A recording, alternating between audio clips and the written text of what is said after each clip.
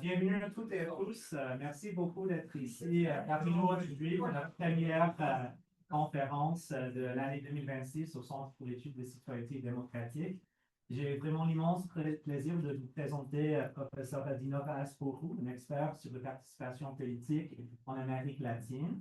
Dr. Dinorah Azpuru is full professor in the Department of Political Science at Wichita State University in Kansas. She received her PhD in political science from the University of Pittsburgh, with graduate training in the University of Rafael Landívar in Guatemala City, the Graduate Institute of International and Development Studies in Switzerland, and at Uppsala University in Sweden. An expert on survey research, Dr. Azpuru's work focuses on democracy, political culture, and public opinion in Latin America, U.S.-Latin American relations, and peace process in Central America. She was the research coordinator of the Latin American Public Opinion Project at Vanderbilt University, an affiliation she continued as expert advisor of the Guatemala Program of Survey Research. She's the author of numerous academic publications and outlets including Latin American Politics and Society, the International Journal of Public Opinion Research, the Journal of Democracy, Electoral Studies, just to name a few. And she's authored a number of applied policy documents on democracy, democratic backsliding, and democratic citizenship in Latin America. In addition to her academic work, Dr. Azpuru has a wealth of experience as a practitioner, working with organizations promoting electoral integrity and development, international relations, including the Inter-American Institute of Human Rights, the Ministry of Foreign Affairs of Guatemala, the Supreme Electoral Tribunal of Guatemala, and the Organization of American States. Her recent book project, Explaining Support for Populism in Contemporary Latin America, investigates the allures of populism across the region and its implications for representative democracy and democratic backsliding. Dr. Azpuru, muchísimas gracias por estar aquí con nosotros hoy. Thank you so much for being here today and braving the January winter. So folks, please join me in welcoming Dr. Azpuru to the CSDC.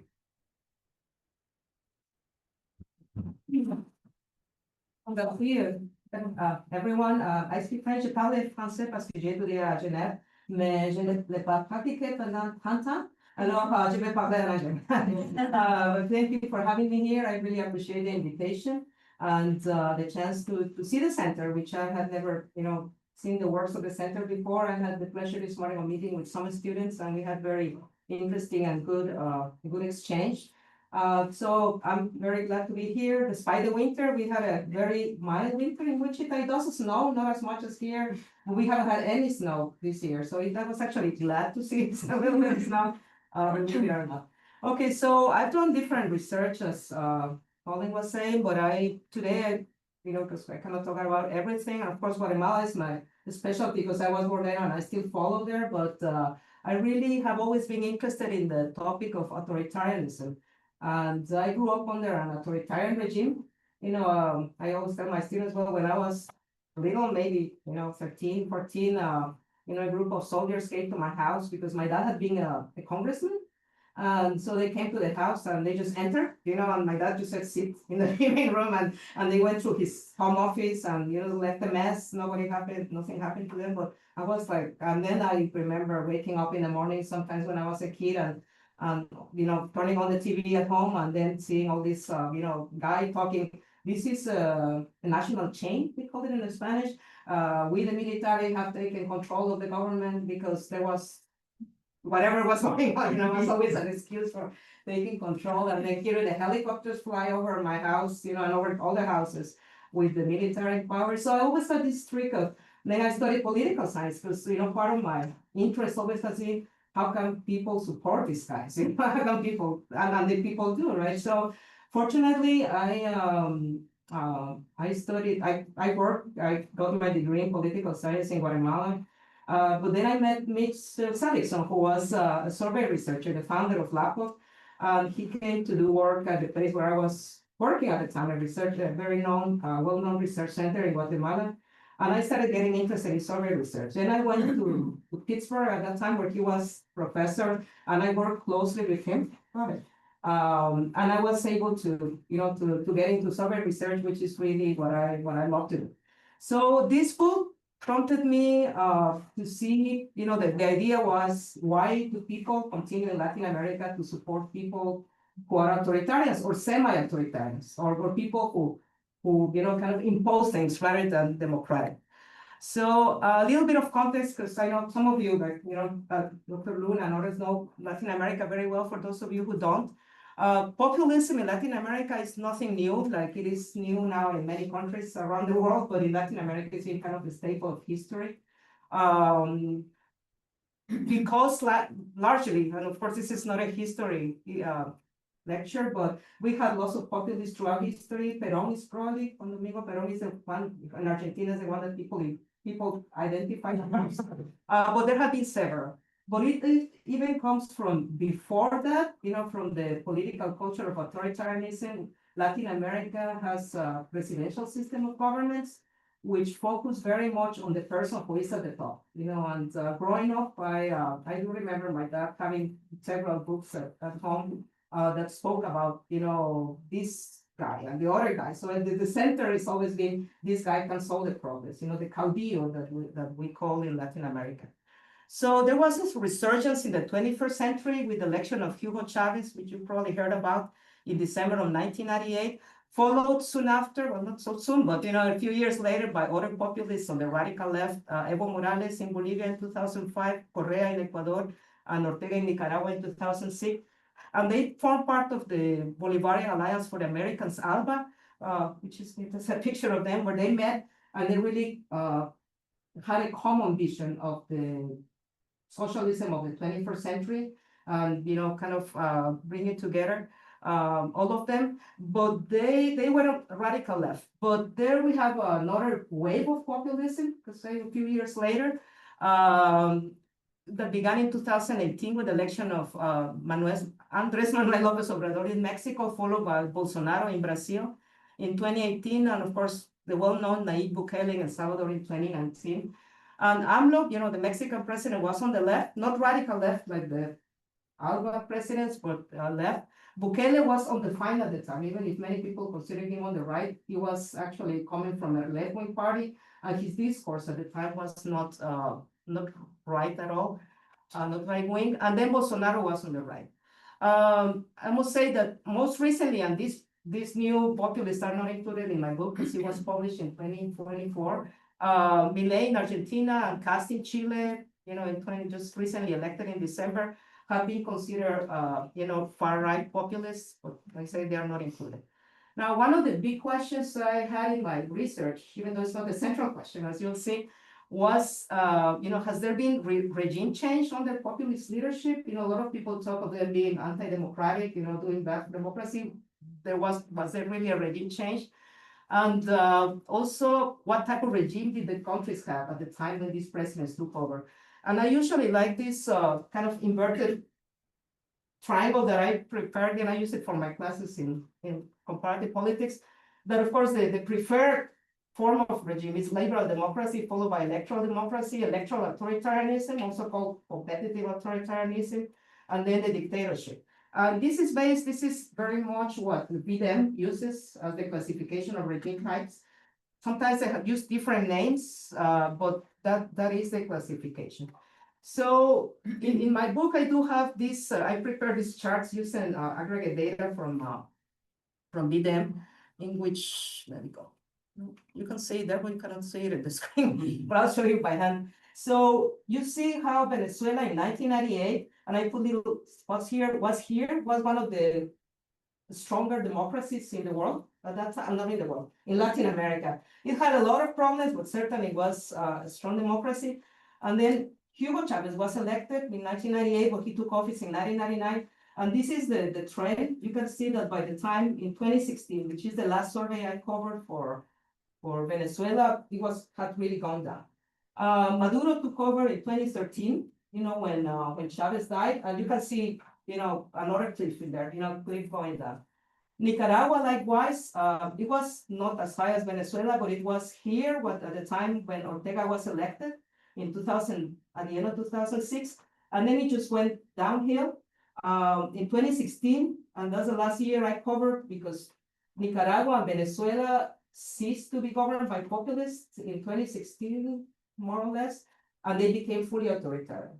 So NAC populists still try to play the electoral game, very openly. They still allow for an opposition, even though I want to talk about that a little bit more.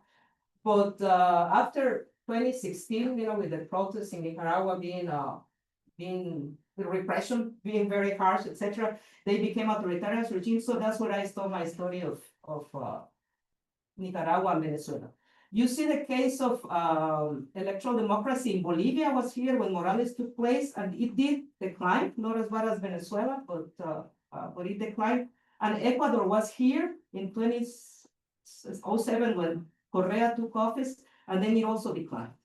And Bolivia, of course, declined further in 2019 when Evo Morales tried to gain re-election. In the other 3 countries that I cover, and I cover 7 countries in total, electoral democracy didn't decline drastically, but according to VDEM data, liberal democracy did decline. So you see Brazil came from here, to kind of here with Bolsonaro in 2019. Mexico did decline quite a bit, with AMLO, although it declined even further in 2023, but that data I don't have in my book. And in 2019 also, El Salvador was also probably one of the strongest democracies in Central America, and it declined drastically when Bukele came to power. And it's probably, if I extended the graph, it's going to be even lower. So why did this populist, the democratic backsliding occur under these governments? Well, one of the things they did, and several of the things they did, is they accumulated power. They concentrated power in the president, what we call executive aggrandizement. And one parenthesis, remember that, again, these are presidential systems of government in which the figure of the president has much more power than the prime minister in parliamentary systems. So this is very important in my research. Personalism in all the actions and policies, weakening or total erasure of checks and balances, which are essential in presidential systems. The legislature and the judiciary became rubber stamps, in many of these cases, not because they imposed them, but because people voted for them. People voted for the president who was a populist and for his party. So people just basically decided to give him all the power. And they took advantage of that, and the legislature really became a rubber stamp. And then they co-opted other state institutions like electoral bodies and other things so that they would never rule against them.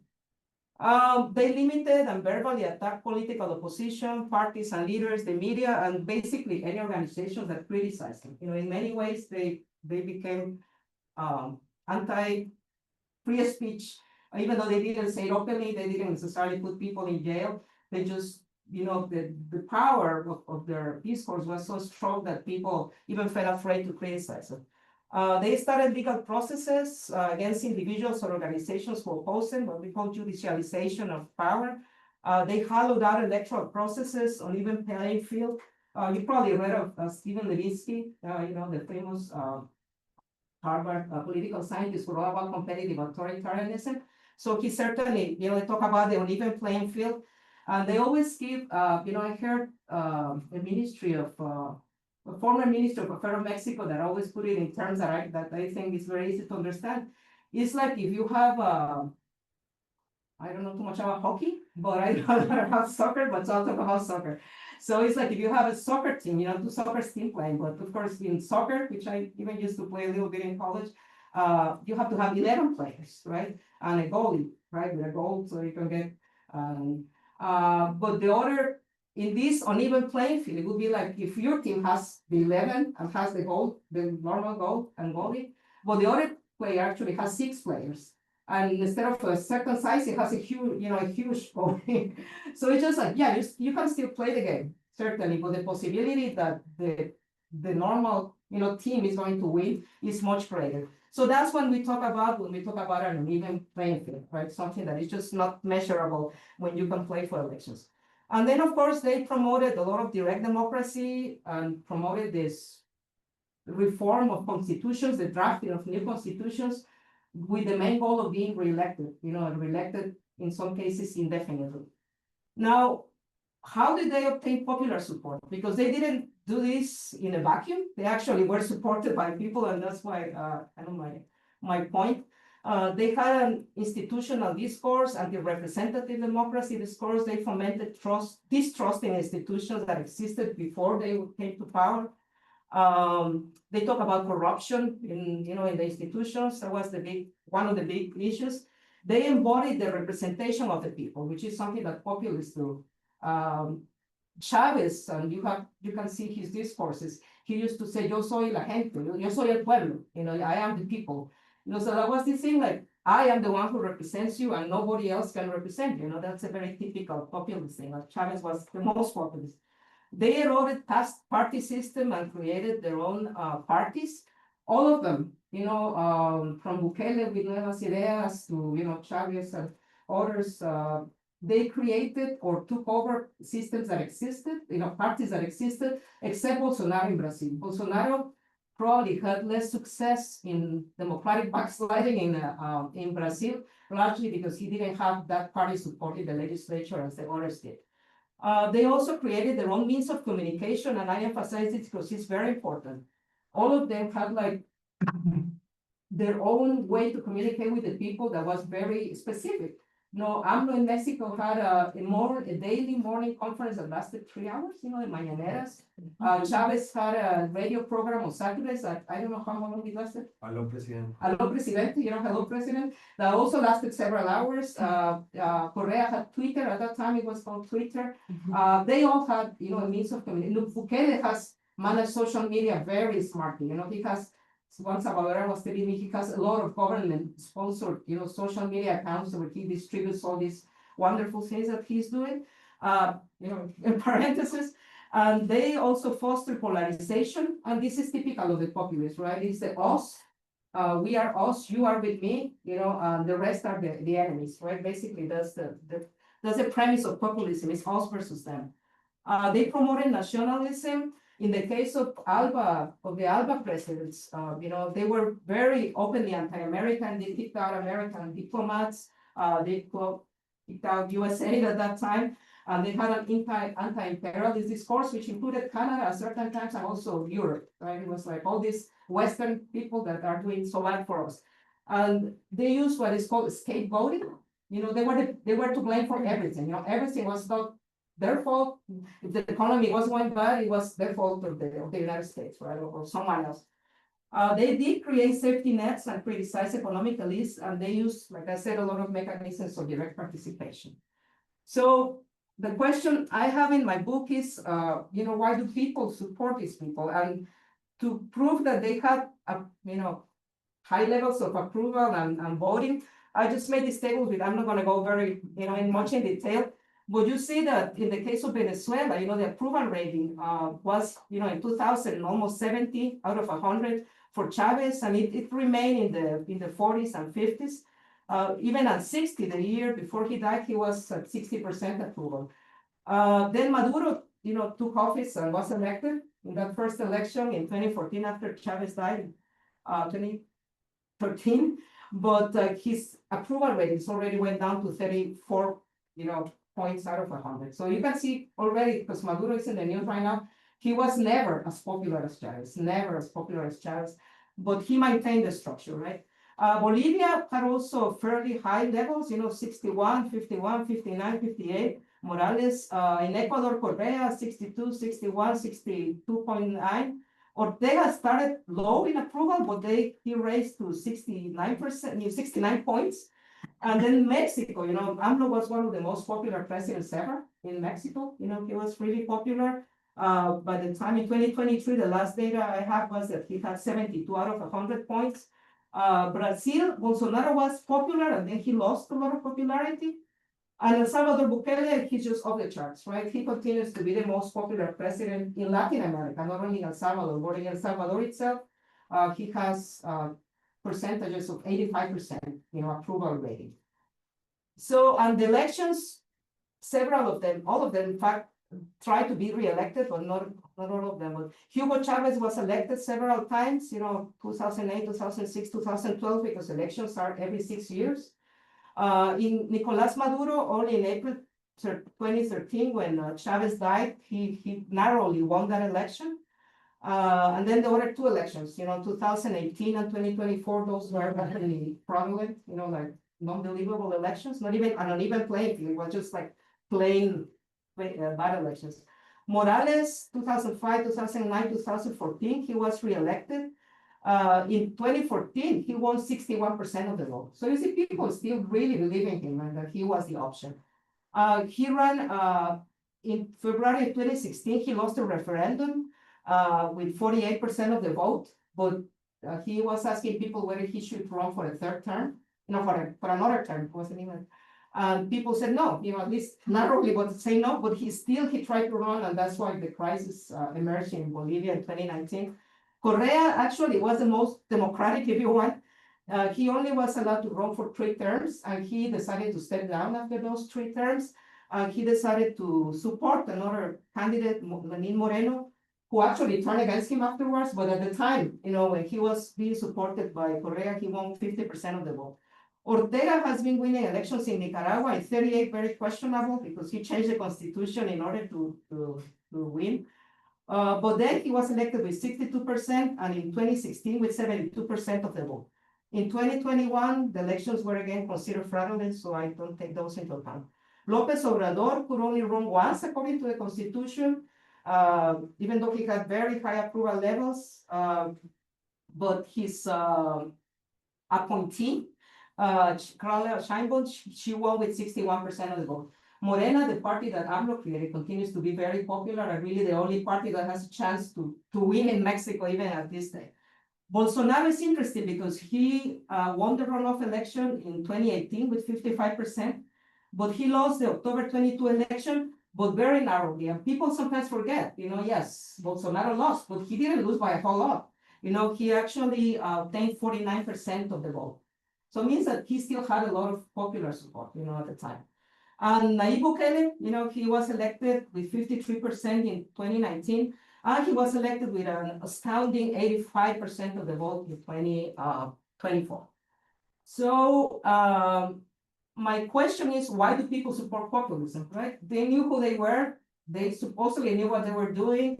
And so my research tackles what we call the demand side of populism. Most of the literature on populism in Latin America has focused on what we call the supply side, which is the leaders themselves. What do they do? How do they do this? What policies do they enact? What are the foreign policies? But at least in the case of Latin America, very few people have looked at this demand side. Why do people support? And my argument is that if they hadn't had the support of the people, they wouldn't have even been able to be elected over and over again, and they wouldn't have been able to do a lot of the policies they did. So my question is, why do people support populism? Are there patterns of in the different countries and within countries, that compare the countries and also within countries?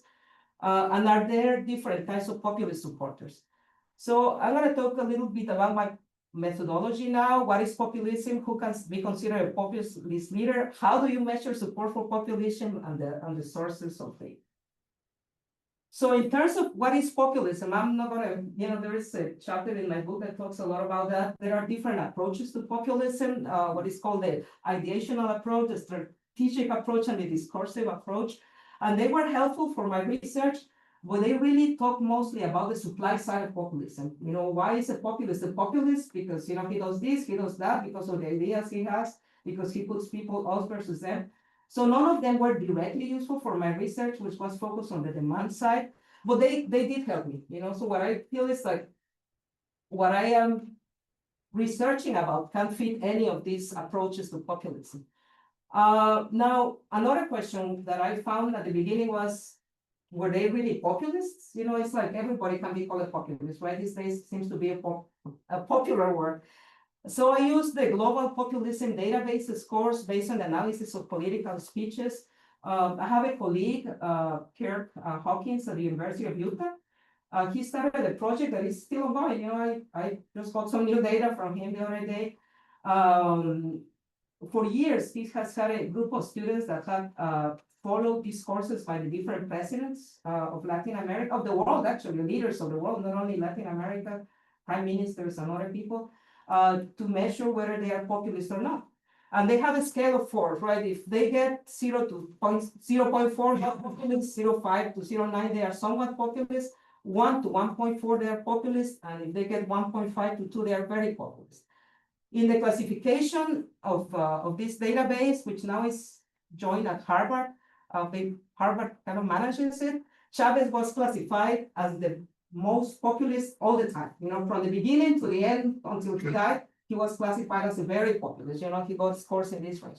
Correa and Morales were actually very populist at certain times, but just populist at certain others. I think they changed the discourse. And the rest, including AMLO, are classified as populist. They don't have much data on Bukele. Unfortunately, they say they're trying to get it, but all the sources, they say, that, yeah, Bukele can be considered a populist. Now, how do you measure citizen support? And most people would say, oh, we'll just do voting behavior analysis and see why people voted for them. And sure, I did include vote intention as a dependent variable and vote choice in the last election. I'll show you a little more. Who people voted for or were intending to vote for. However, I see several problems in that particular approach. One is that elections do not happen often. Chavez and Ortega, at a point, they were elected elections were held every 6 years. So it was a long time, to measure, and a long gap in there that was up in the earth.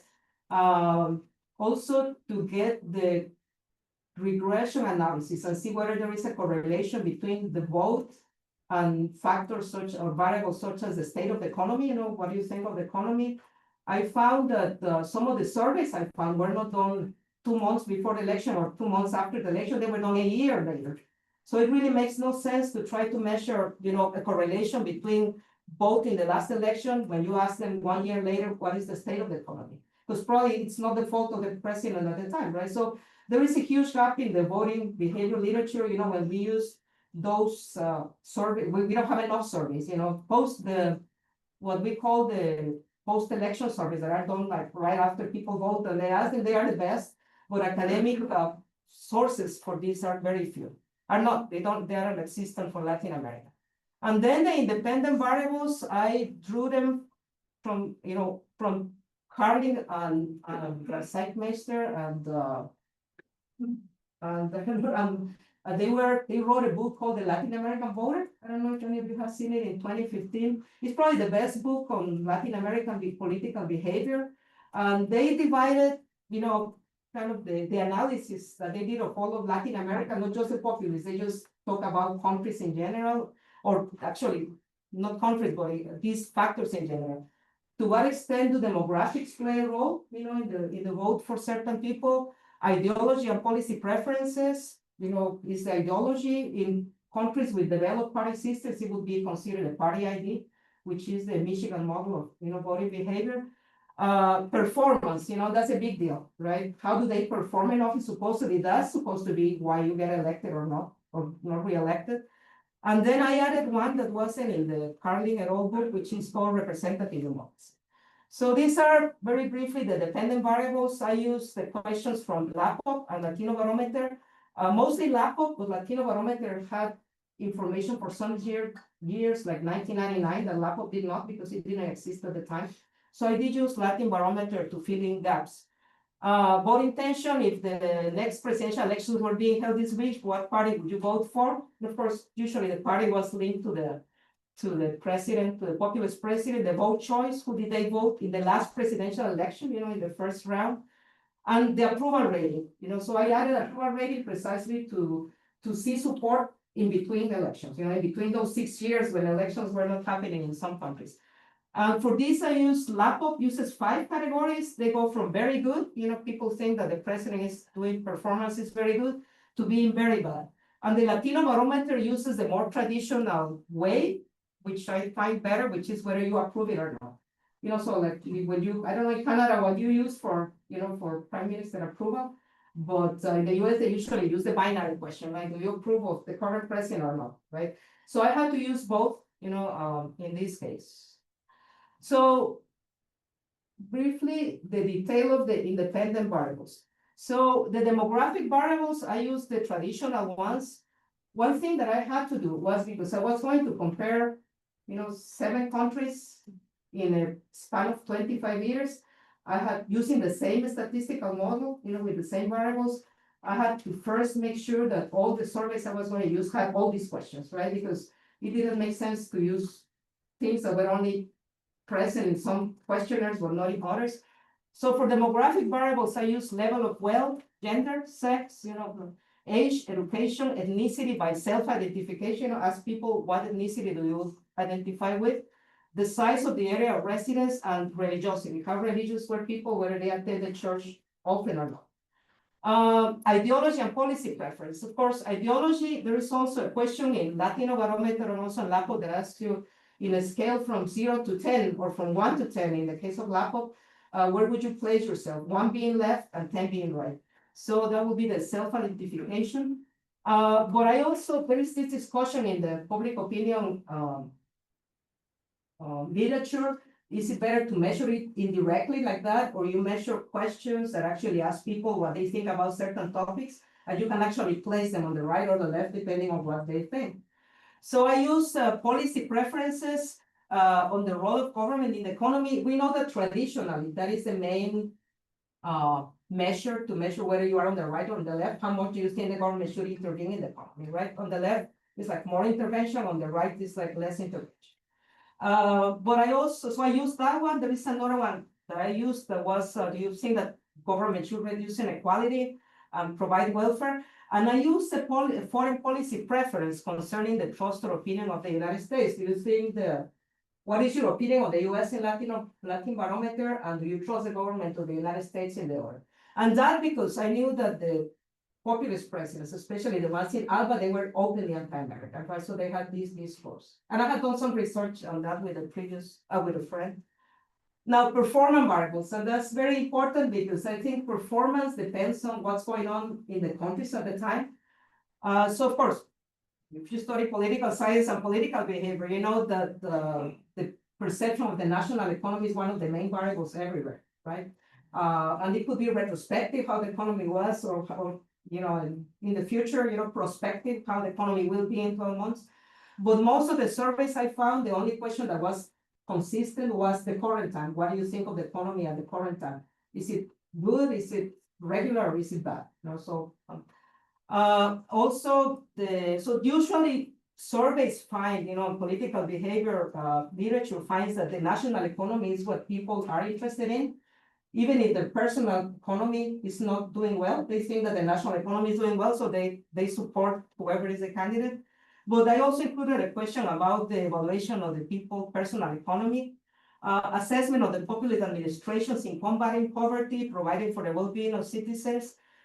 Another thing that is very important, crime victimization. Have you been a victim of crime? And also insecurity. Do you feel secure walking in your neighborhood at night? In the countries of the ALBA group, crime wasn't a big deal at the time, 2000, in the early 2000s up to 2018, they even Chavez, a Venezuelan friend, told me once, well, they don't go after criminals because he's like, yeah, that's the poor people, but let's just let them be. So crime just exploded exponentially in Venezuela. And crime linked to narco traffic wasn't a thing, wasn't a bad thing in South America, as it is right now. Ecuador is a new phenomenon. We're talking with Dr. Luna a while ago about that. But in Central America, it was a huge deal, but not in these countries that I examined at this time. The perception of corruption in government. I knew that was a very important one. The perception of corruption in government officials and the assessment of the populist administration performance in combating corruption. So all of these were things that could eventually tell you why people support populism, but I was also very interested in an additional thing. Do populist supporters are more or less democratic? Do they support democracy or not? So I included a series in my statistical model that measured the diffuse legitimacy of democracy. Do you believe that democracy is the best possible form of government? And they give you several options. Are you satisfied with the performance of democracy? And then the legitimacy or democratic institutions. If you do survey research, trust is the main variable which we measure legitimacy, which is a word I always have trouble pronouncing in English. So I included trust in Congress, trust in political parties, in the justice system, and in the media. Because, of course, these populists were attacking the media over and over. And because I'm particularly personally interested in authoritarian values, I also included some measures that as people were, despite they prefer for instance, a president that has a strong hand over a president that participates. There's another question that asks, do you think the president can step over the rules if it's for the people's good, which is an undemocratic option, and we'll see that actually played a role. So the statistical test, for those of you who do quantitative research, I decided to do individual analysis of data sets rather than using a pool data set for several reasons. One is because I wanted to see the change within countries over the years. If I had used pool data, that would have been impossible. You could have done it later, but with the analysis by year. But in reality, some variables were not available every year. So for everything I did, you just had to use the different surveys. So I used 44 surveys, 11 for Venezuela, 8 for Bolivia, 6 for Ecuador, and 6 for Nicaragua, 5 for Mexico, and 4 each for Brazil and El Salvador. Like I said, the majority were from LACOP at Vanderbilt University, but Latino Barometer and a survey from UCA in El Salvador was used in El Salvador a couple of years because I couldn't find data. Sometimes the big problem I had was when the survey was taken and the election had been too far before or too far after, kind of the model kind of lost sense. So I found the surveys, I had to actually match the year the survey was conducted, in the field work, with the year that the president was elected. So I have a table in the appendix that explains all of this. So the majority, in total, I ran 243 multiple regressions, and they covered 25 years, but not 25 years for each one, but 25 years depending on the country, right? In Venezuela, it went from 1998, the vote intention for Chavez, to 2016, when Maduro became openly authoritarian. Of course, in El Salvador, only included 2019 to 2023, which is the surveys that I had available. So it really depended, but altogether, it does cover 25 years. And I used logistic regression or ordinal regression, depending on the level of measurement of the dependent variable. And I did carry out the multiple regressions, at the end, taking into account only the variables that have been predictors. So the results, which is probably the part that you're more interested in. Some patterns emerged. The variables that turn out predictors in different countries, I found that several variables were actually common. I found several things in common that explain support for populism. However, some predictors were unique to some countries. So context does matter, and I'll explain what I mean by that. Surprisingly, in a way, because one of the external reviewers of the book, one of the comments he did initially was, how come demographics were not more relevant? Poor people voted for Chavez. So I actually had to redo that, instead of doing, multiple regression, that's when I decided to do them by topic. So demographics, when you put them all together, and try to see whether the demographics influence, they were the stronger predictors. The variables related to ideology and performance were the strongest ones, and I'll show you which ones.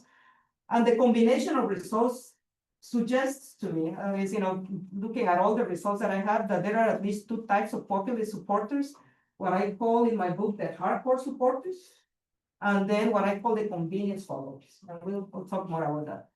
So 9 of my regression models cover first-time election, because a lot of the literature is like, why do people vote for populists, right? And usually it's the first time. Because they are anti-establishment, because they are anti-institutions, because they are anti-corruption, because the economy is going bad. So there are a lot of explanations. And I wanted to see why people voted for them the first time around. And what I found is that being a woman was negatively correlated with support for the populist candidate in the first election. In many countries, in El Salvador, women voted less for Bukele. In Brazil, women voted less for Bolsonaro. In Mexico, women voted less for, and in this case, less, I mean statistically significant less, not just percentage-wise. Another one was that self-identifying as being on the left was correlated with support for the populist candidate in several countries. Most of the countries, all of the countries in ALBA, if you were consider yourself on the left in that scale, you were more likely to support Chavez or Correa or Morales or Ortega. Or even AMLO in Mexico. And if the only one in which being on the right was a predictor, was in the case of Brazil, with Bolsonaro, which is not surprising. People that are self-identified on the right, they were more likely to support Bolsonaro. The perception of corruption, that was a big thing. It was often correlated with voting for the Populist party, the Populist candidate the first time. And as we'll see in one graph, which is surprising, satisfaction with democracy was correlated, but in a mixed direction. We'll talk about that. And trust in different institutions were negatively correlated with the vote for the populists the first time around in some countries, but not in all. So yeah, this discourse that the populists come to power by attacking the institutions of representative democracy, it is true, but it didn't happen in all countries. It was a factor only in some countries. I'm not going to go through this table, so I will not worry, but this is the kind of summary that I have, and it's in the book. I have the demographic factors, the ideology and policy preference factors, the performance factors, and then the democracy factors. And you can see whether the direction was negative or positive, and this is during the first election. Now, when you put it all together, it's including the first time that the populists were voted, what predictors turn out to be more frequent in the research? In the case of demographics, none of the variables turn out to be significantly correlated with support for populism more than 50% of the time. So what I did is how can I measure, which ones are more important than others? And out of the times when I had the questions available, I measure what percentage of the time the populist, this predictor actually predicted, the vote for the populist president. And I found that none of the demographics were predictors over 50% of the time. However, education and gender were females more in the negative direction. So yeah, people with more education in general were less likely to support the populists. People who were respondents or interviewees who were women were less likely to support the populists. But again, that was not always. That was just, in some percentage of the cases. One thing that I found very interesting, we were talking with Colin a little bit about age. Age didn't come up as a predictor in all cases, in every equation, but it did come up as a predictor. And I looked at, for example, the case of Bolivia, when Morales was elected in 2006, young people were more likely to support him. But when Morales was, had a lot of support for his referendum and being reelected in 2019, it was older people that supported him, not younger people. So we're talking with Colin, maybe this is the same cohort of people that grew up with this idea, oh, this is my candidate, this is the older, so I had to grow and support him because I believe in him. Whereas younger people were like, gee, we live under this guy and we don't really like what's going on. So age can be an interesting factor. It was a predictor in certain cases like Bolivia, but not in all cases. And I also had income, wealth. In LAPO, we measure wealth not by asking people how much do you earn. This is something that people find very interesting because in developed countries like the US or Canada, you can ask people what is your monthly income, right? In Latin America, you can't because 70% of the population, works for informal economy. So they don't have a salary. I one time I used to work for Save the Children while I was in college, and I went to I asked someone when we were doing a survey. So I went to the store. Sorry, I just bought 2 eggs. And I said, well, why did you buy 2 eggs? Why didn't you buy the carton? I can't afford a carton. I buy 2 eggs per day with the money I get every day from selling, tacos out in the street. So my money is go and I buy the 2 eggs for my family that night, right? So these ideas that you have an income that you can measure with wealth, with income, doesn't work in developing countries, including Latin America. So in any case, in terms of wealth, what I found was that even though we have the idea that the populists were always supported by the poor, that was not the case in every case. In Ecuador, I found that it was actually middle-class income people that had certain appliances at home that were considered to be middle class. They were the ones that mostly supported Correa in Ecuador. In Venezuela, the same. Venezuela, Chavez had a multi-class coalition. Really, he was supported by a lot of people that believed that corruption was bad and that they had to change, right? So in a lot of cases, they did. Now, over the years, wealth became more towards the poor, right? The poor supported these populists more in Mexico and also in Venezuela and in other places. But by itself, it wasn't really a permanent thing. You cannot say the poor have always been the supporters. And as we saw in the case of Morales, who finally lost, power, even the indigenous at the end, didn't support him. Ideology and policy preferences, like I said, was ideology identifying on the left or on the center was, on the left or on the right was one of the most frequent predictors. However, I must mention the case of El Salvador. El Salvador, we see Bukele was with a left-wing party, and there have been a lot of Salvadorian scholars that have written that Bukele really has no ideology. The people that were at the center were the most likely ones to support Bukele the first time around, not the people on the left, not the people on the right, but by 2023 was actually the people on the right. So he was elected by the centrists, and then the centrists maybe got disenchanted, but now he's supported by people on the right. So it can change. That's why I say you have to look at countries in different times in history. You cannot just pull the data and say that it's going to be the same. In terms of policy preferences, yes, the belief that the government should own the main industries in the country was a frequent predictor. When you ask people, do you think the government of Venezuela or the government of Bolivia has to own the main industries in the countries? People that say yes were definitely more likely to support the populists. The belief that that trust in the U.S. government was a frequent predictor in the negative direction. Yeah, so people that distrusted the U.S. were more likely to support the populist president. Not in Mexico, which is interesting, but not in El Salvador, and in Brazil it was actually the other way around. There was a positive correlation between trusting the U.S. government and supporting Bolsonaro, which is not surprising. But I found this very interesting in the case of the ALBA countries, because I did some work on this before. In Bolivia, oh my gosh, it's like something like 70% of the people were not trustful of the United States government. I wonder what's going to happen now with the new president that's supposed to be a center-right president. So do you get rid of anti-Americanism, or what? So anyway, that's a particular thing I'm interested in. In performance, the perception of the national economy, which is not surprising, was also positively correlated with the support for the populists.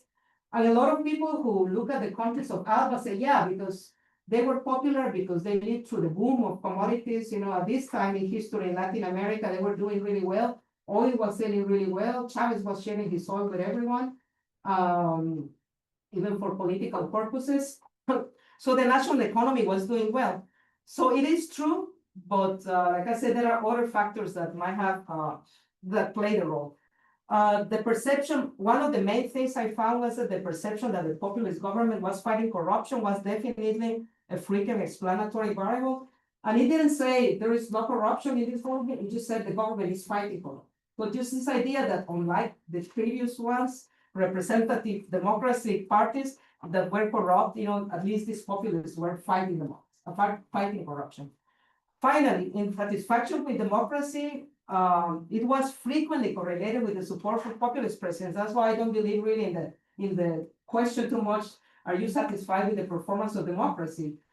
It hasn't been a good measure, at least for Latin America, and I have found other literature that finds the same thing. And I'll show you a graph that shows that. Trust in Congress was very interesting. A lot of these populists, as we saw, came into power because they were criticizing the institutions, right? They were criticizing Congress because people distrusted Congress.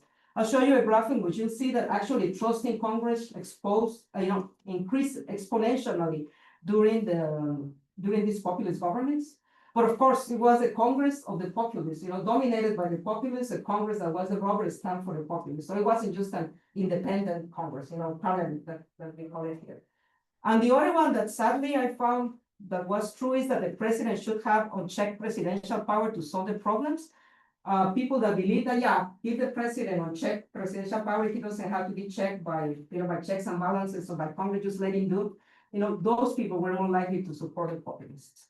Here are the tables again that I have in my book. I just put an arrow here in the ones that turn out to be predictors. And I said that the times that the predictor came out as a predictor, in the models that were available.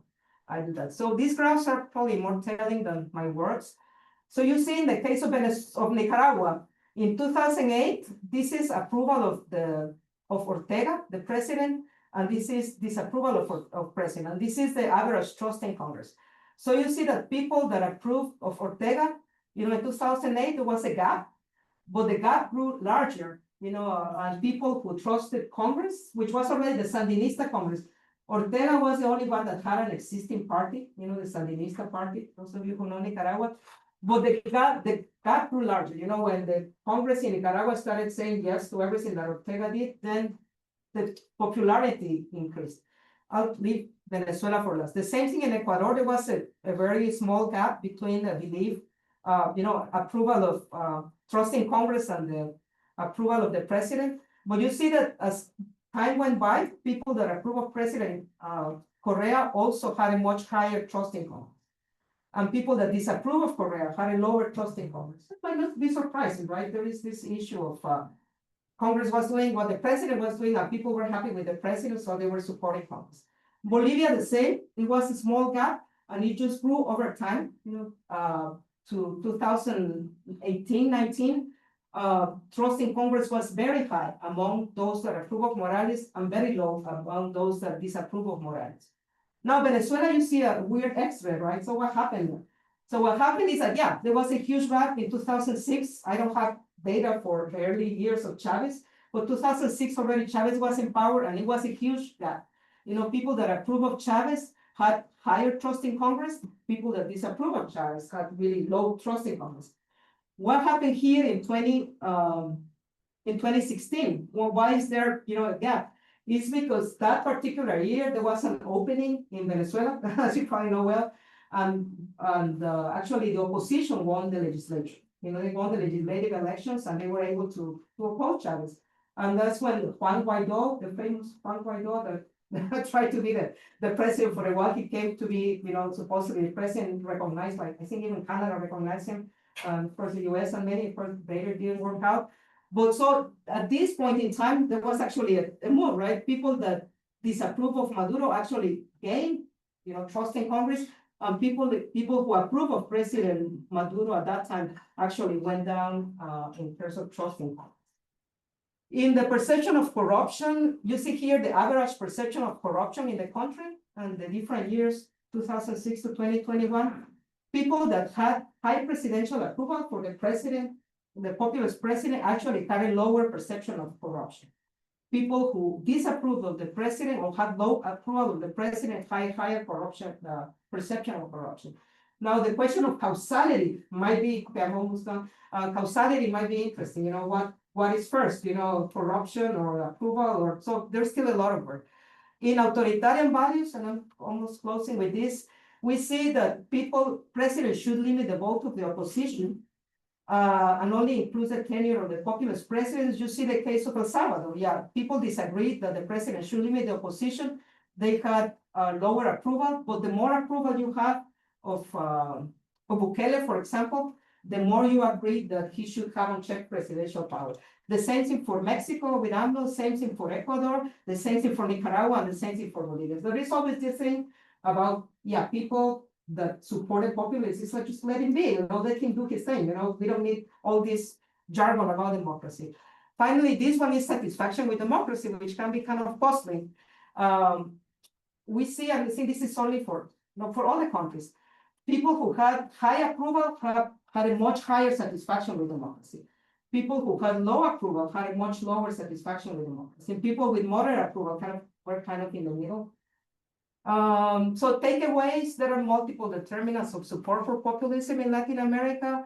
Some predictors are consistently important in all countries, like the economy, the ideology, and corruption. However, some predictors are very specific. For example, ethnic self-identification was a significant predictor only in Bolivia and in Mexico, where there is a large indigenous population. Indigenous were more likely to support the populists because, Morales was indigenous, and AMLO also did a lot of things for indigenous, so he spoke about. In countries like Brazil, however, it's interesting to see that it was the white population that had a higher vote for Bolsonaro. There is no clear-cut profile of the populist supporter. This suggests that there are two types of populist supporters. Like I said, this is kind of my argument, although I need to work harder to try to prove this. Convenience followers are willing to support the populist leaders temporarily. So yeah, I approve of him. He's better than the options that there are out there. So I will continue voting for him. But when he starts doing things that I don't like, maybe I'm gonna rethink my vote or my approval. However, what I call the hardcore supporters, they remain loyal, and I see it in the data, but it's kind of hard to explain. They will support him no matter what. If the economy is going bad, it is not the populist president's fault. It is the fault of the United States. It's somebody else's fault because they're always going to find somebody else to fight. The populist presidents distort democracy, but can remain popular up to a certain point because of their ability to portray themselves as the true representatives of the people, which is a sad thing. And I kind of my book, I do like white normal politicians, non-populist politicians, they should try to get closer to the people, to understand it in terms that the people want to be understood, not just feel like they are above the people. And paradoxically, because that's one of my interests, populist supporters often express satisfaction with democracy while simultaneously eroding authoritarian practice. So yeah, we can have a check presidential power, that's no problem at all. We can have a strong hand, that's necessary, no problem at all. Not all populists are authoritarian, but there is a tendency to undermine democracy to suit them. So populism has, my conclusion would be that populism has an intrinsic potential to become authoritarian, as it did in the case of Venezuela, and in the case of Nicaragua. In some cases, like Ecuador, when the populists didn't run again, it actually was able to be turned around. And in Bolivia now, when the populists left. In terms for those of you who are researchers, one of the big limitations of survey data is that there is no consistent data. I was lucky to up to 24 have LAPO surveys that had a lot of the same questions over the 25 years, right? So I could do that. But in the latter years, comparing the first group of presidents with this last group of, with the most recent presidents, a lot of the questions had disappeared from the LAPO questions. So I could no longer test those. I could only test those for certain presidents. There is, of course, financial limitations that these surveys have. So any help that you can give you can promote these regional surveys, they are the only ones that are going to give you information that is the same for all the countries, right? There are wonderful surveys within Chile, within Argentina, within Mexico, and you can see, cross time how people change their opinion. But if you want to do cross-national research, unless you have a regional survey that has exactly the same questions and exactly the same framework, sample framework, you're not going to be able to do that. So finances are a big thing. LAPO, for instance, lost all the finance. Last year, they were going to conduct a study, but then USA, that was the main finance, so disappeared from the map. Now they found for the next round support from Notre Dame University. We don't know how long that's going to be. I don't know how long that's going to be, but that's a major thing. And of course, increasing authoritarianism in many countries poses limits to conducting survey research. It is dangerous. In Nicaragua, they were able to manage to do a telephone survey, but in other countries, it's very dangerous to go in and try to question, the guy who's in power. Crime and insecurity can have, can pose a negative, impact on interviewers, but we won't talk too much about that. Now, the model I use in this research, which is like different dependent variables for different regressions and almost the same independent variables for all regressions, could be applied to other cases of populism in Latin America. It'd be great to try to apply this to Milei. I don't know if the data is there. I might usually try, but it would be very interesting. And Chile with Cast, although they are considered far-right populists, immigration wasn't an issue in Alba or in Mexico or in El Salvador from other countries like it is in some populist countries in Europe or the United States. But of course, it is an issue that is now become very important in South America. So now in certain countries. Finally, measuring populist attitudes, you might find some people that work in populism that instead of doing a model as complex as this, they just measure whether people have populist attitudes. Well, LAPO didn't have any questions. Only 1 year they had a few questions measuring populist attitudes, so I couldn't do that. And I found argument from other scholars that said measuring populist attitudes is really not a good model. You have to go beyond that. So population in presidential systems, I think Colin told me to mention this is in many ways different from populism in parliamentary systems. So I wouldn't dare to say that this model will work in a parliamentary system because, if you have learn comparative politics, it's a very different model. So merci, and that's all I have.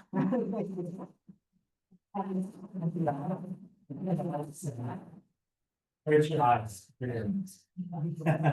Great, thank you very much, Dr. Azpuru. So we have plenty of time for some questions and answers. Would you like to field your own questions, or would you like me to? No, yes. Okay. Go ahead. Perfect. And so I follow Valerian first, and so Valerian, you can raise your hand. I'll take notes of numbers. So thanks for the interesting talk. I have like multiple questions. I'll just start with two and non-monopolize the floor. I was wondering about like the graphs you showed with like increasing gaps between those who support leader or not.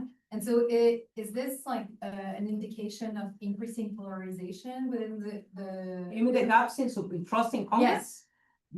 Yes. So I was wondering first, like, is this an indication of increasing polarization within the population? Probably, yes. I mean, I didn't use measures of polarization, and LAPOP now has included some measures of polarization itself. But in this case, it is a measure of the population being divided into two bands, right? Of people that support a populist and people that don't support a populist, at least in populist countries. This is very clear, and it's something that is fostered by the populists, right? If you're against me, you're bad. If you're with me, you're good, right? So this gap does tend to grow, especially among what is the hardcore supporters, right? I don't know if the convenience followers would follow that. And there are cases in which populists have been defeated, democratically, in other countries, but I don't know if in Latin America would be possible. But yeah, polarization is an issue. Okay. And my second question is about your profiles of like the hardcore supporters and then the convenience one. And I was wondering if you had questions in your surveys about a second choice, for example, for presidential candidates, which could give an indication of whether like people are really focused on one like presidential candidate and nobody else, or if they don't have like a second choice, or they'd be willing, because like in our surveys here, we do have like second choice or third choice. And no, we don't. Unfortunately, the question was what party you voted for in the last election, and it wasn't the president, it was the party. It wasn't the president name, it was the party that ran for the president. And it's usually in the first round. That's the question we have in LAPOP, which in countries that have runoff elections, you wouldn't be able to measure the second round. So no, that would be great to include, but no, we didn't have it in LAPOP at that time. I don't think it. Hi, amazing, very interesting, and I always love seeing more research on the demand side of populism. I'm going to ask two very small but very obvious questions that I would just like to know. The approval rating data, is that part of your surveys asking the approval rating, or is that an alternative? No, it is within the surveys. Okay. I had to use questions that were in the same questionnaire in order to do the regression. No, they were both, LAPOP has a question that has 5 categories. Do you approve of the performance of the president? And Latino barometer has just the binary option, do you approve or do you disapprove? Well, yeah, they were part of so that's why to do the regression, using that as a dependent variable, because to try to see whether they were correlated. Matching measures, that makes sense. And then you mentioned that wealth in the Latin American context is not measured by asking about income or how much one earns. So how do you get it? I didn't have a chance to answer about that. You asking. We asked about LAPOP, and also Latino barometer has gone in that direction in recent years. We asked about what appliances do people have at home, which is, of course, if you have a car, that's already a big deal. If you have a refrigerator, a lot of people have refrigerators. Fewer people have computers at home. They might have internet access to their phones, but they don't have internet, so that's one of the major ones. And every year I had to adapt it because in 1999, when Chavez was, came to power, there was no internet, no computer. So my scale actually changed, not year to year necessarily, but I just used the 5 more defining appliances at home, And one thing we have in Latin America, and maybe the same thing in Chile, Guatemala, there are motorcycles everywhere. It's like to Guatemala, it's just like some people call them a flag, you find them everywhere, they cross in front. And one argument I have with the people at LAPOP was, you cannot measure wealth by having a motorcycle in Latin America, because the people that have motorcycles are not the rich, they have cars, the people who have motorcycles are people who are poor and cannot afford a car.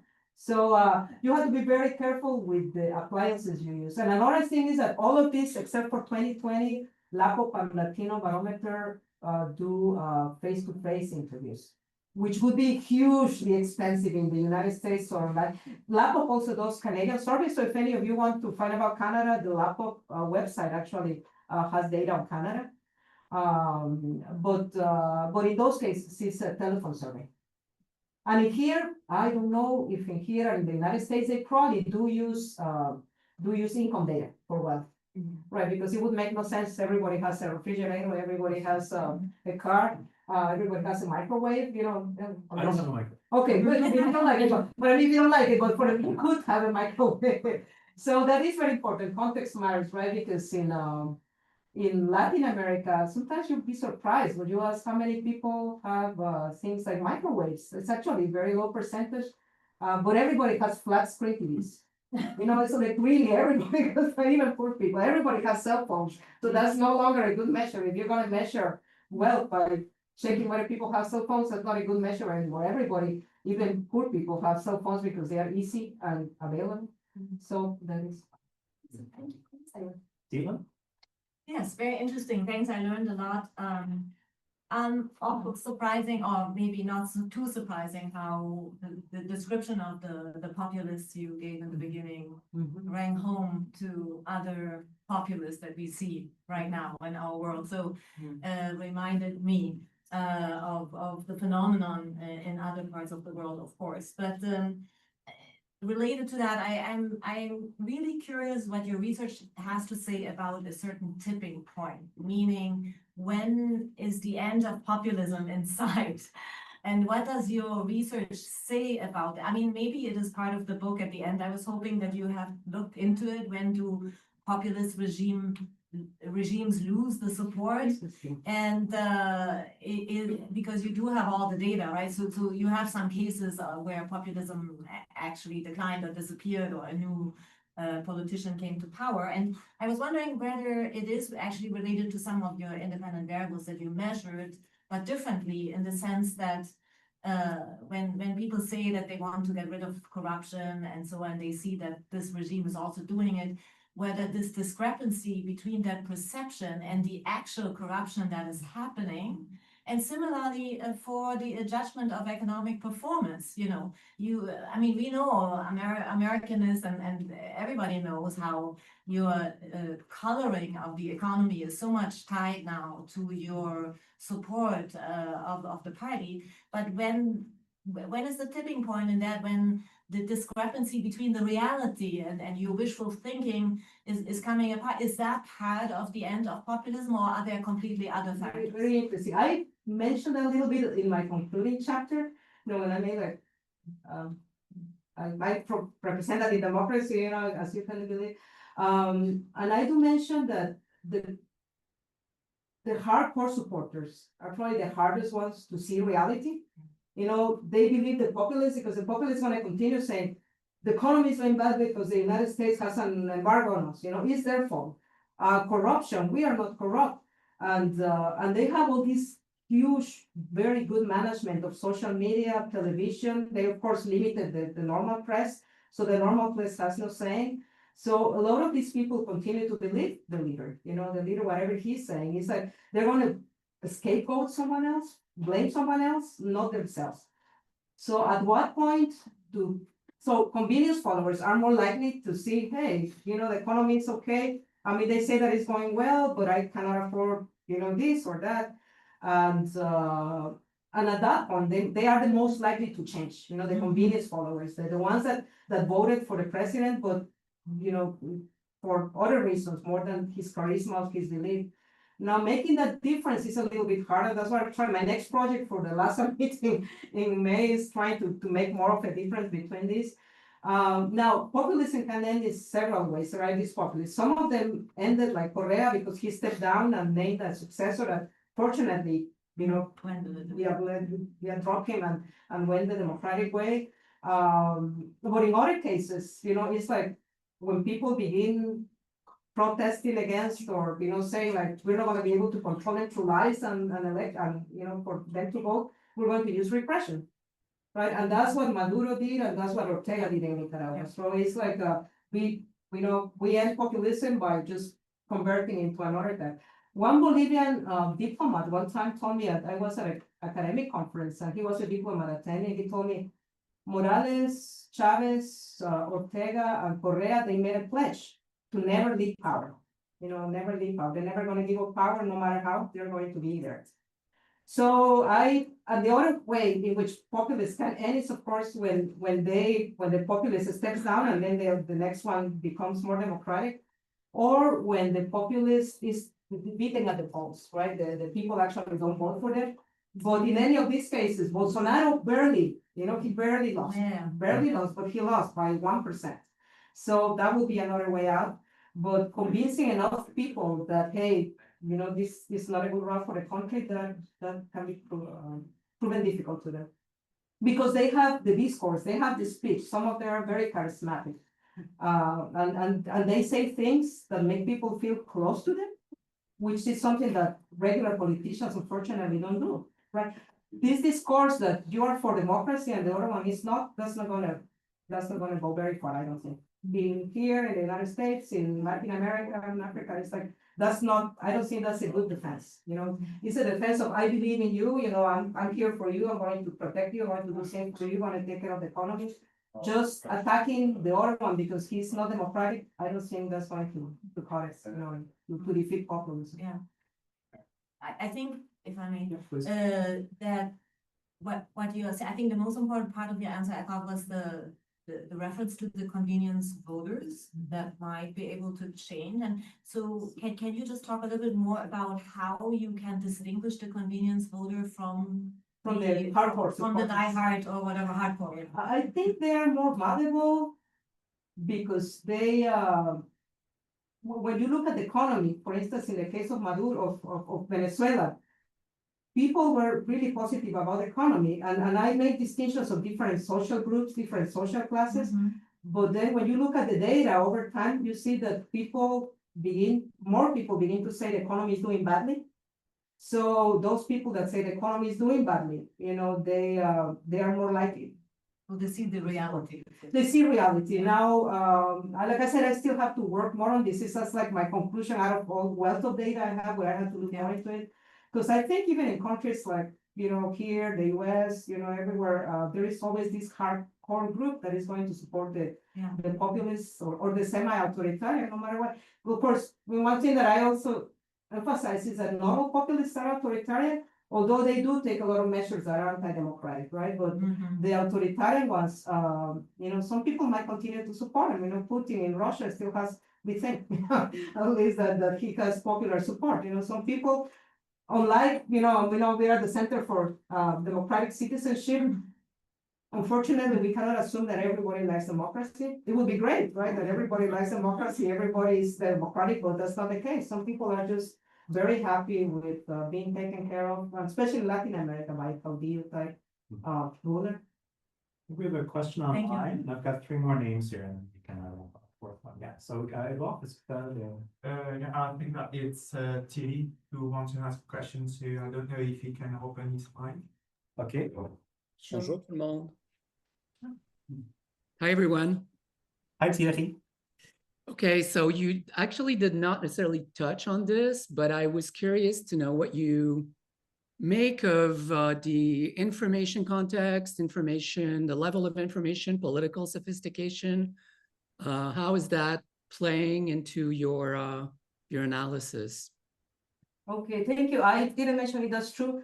What I found consistently, but maybe it doesn't address your question directly, is that people who support populists are less likely to trust the media.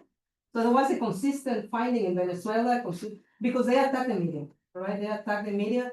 So I did find that there was a very high correlation in several countries between supporting the populists and distrusting the media, the traditional media. I didn't test or didn't include any social media issues because it didn't exist really in the early years of my research.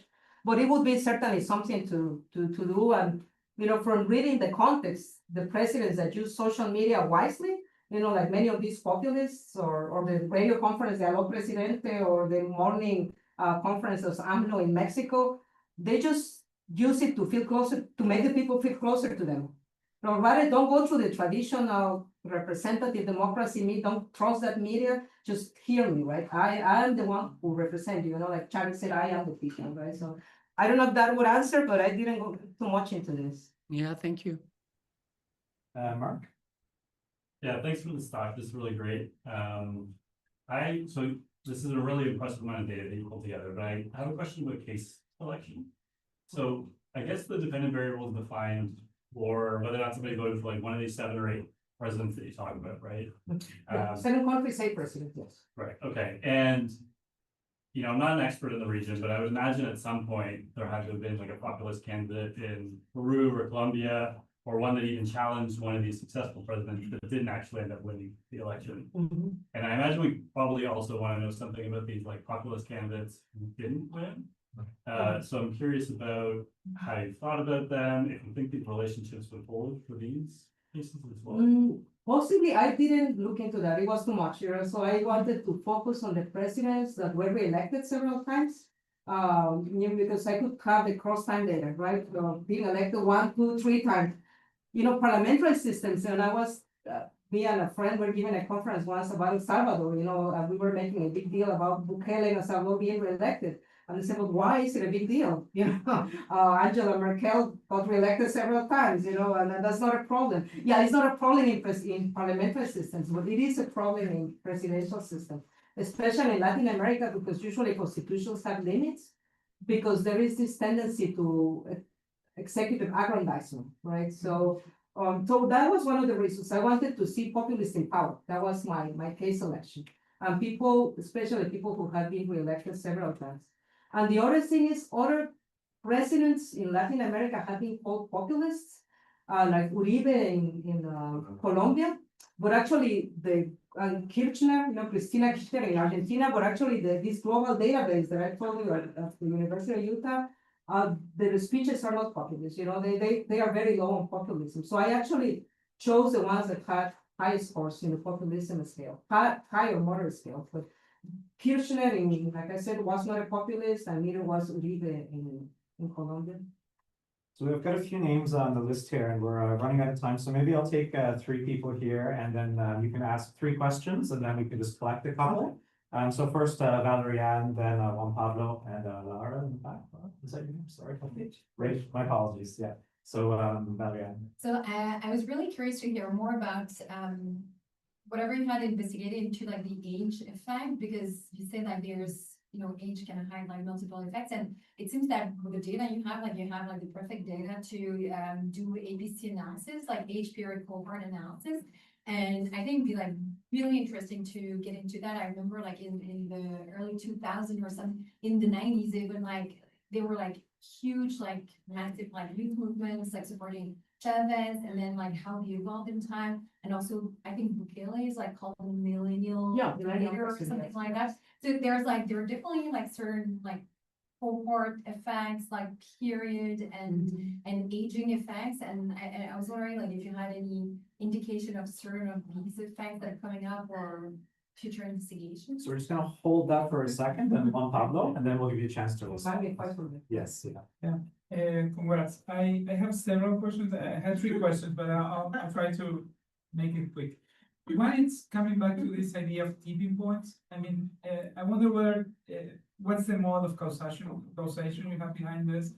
And I'm thinking about like we tend to model this as constant causes, but in your story, I mean, to me, it resonates to that it might make sense to model kind of historical causation here. You have kind of like moments at which these coalitions come together. Those coalitions have hardcore and convenience supporters, and then they start to erode in time, right? And so I wonder whether, it might make sense to think about different modeling strategies to account for, instead of like constant causation, more kind of like this type of historical tipping points, or I I don't want to say critical junctures, but That's something what you else, mean, yes. right?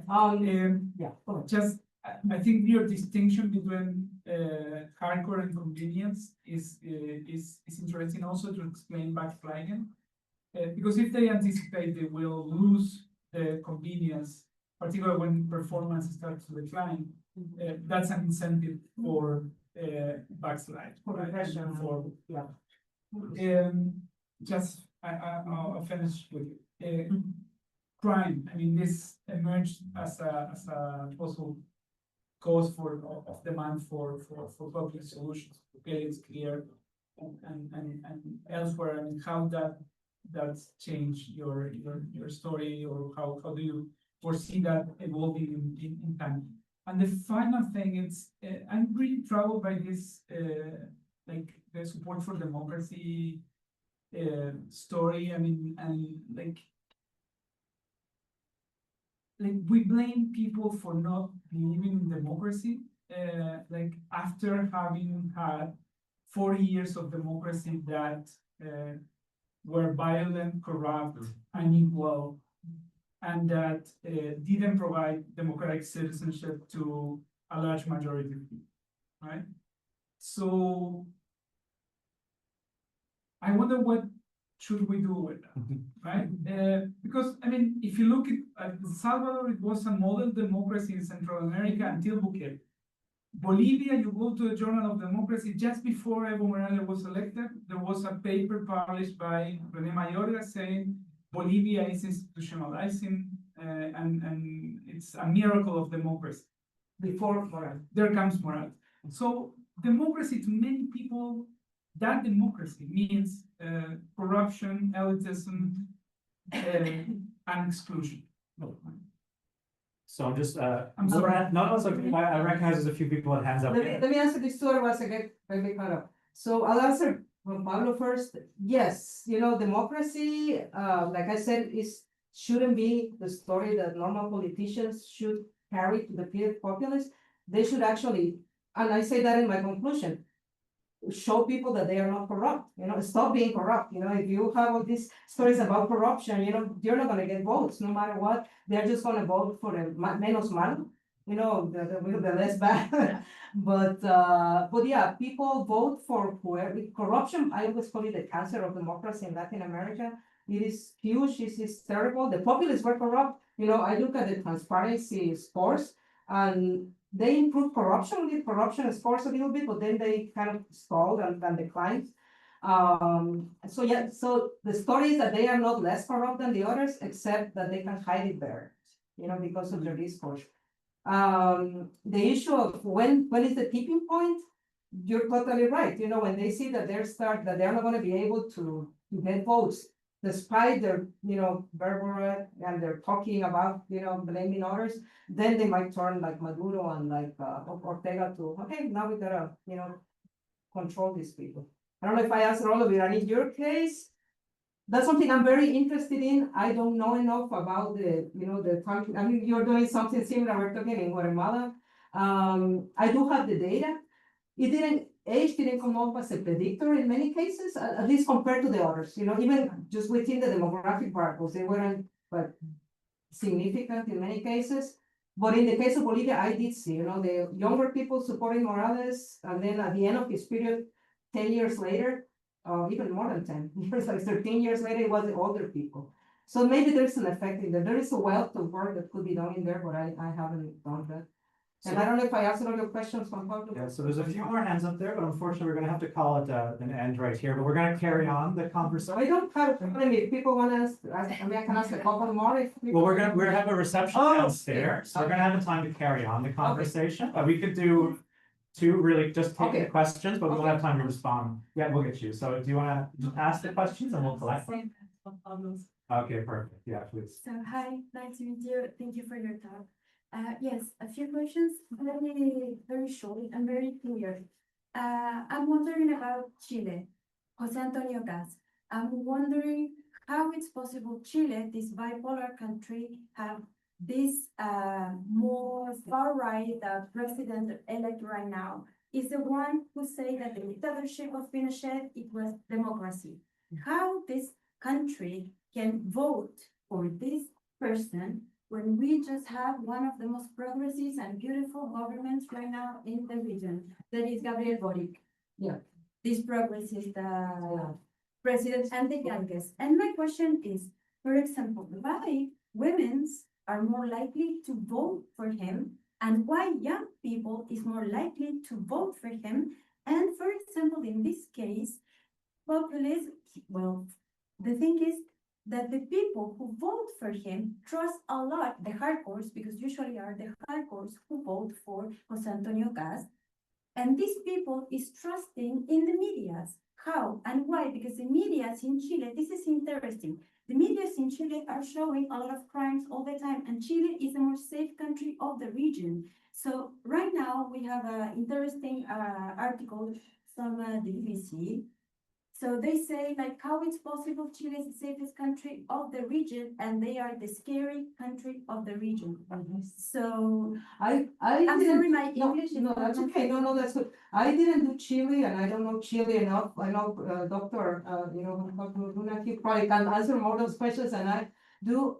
I recommend the readings by Patricio Navia. He wrote an article in the Journal of Democracy, was it? He wrote about why Chile, the Constitution was rejected, which was a major thing. And it's a great article, he said it wasn't because people weren't progressive, it was just too much at stake. So I recommend reading Patricia Navia. I don't know myself much about Chile. And about the democracy issue, yeah, one of the pledges I do in my book, and I have always, that's been always almost my main thing, is you have to improve democratic education. Not just education. Yeah, people who are more educated are going to be more democratic. But if you don't teach people how to be tolerant, if you don't teach people what is important in a democracy, they are not going to. And a lot of countries, I don't know Canada, but civic education, and civic education is not like just going and saying, hey, I love this team and my team has to win. And it's not just the Independence Day is parades. It is a deep committed with democracy, and it's something that can be taught in schools. It starts at home. When your dad lets you, what do you think? And asks you, what do you think?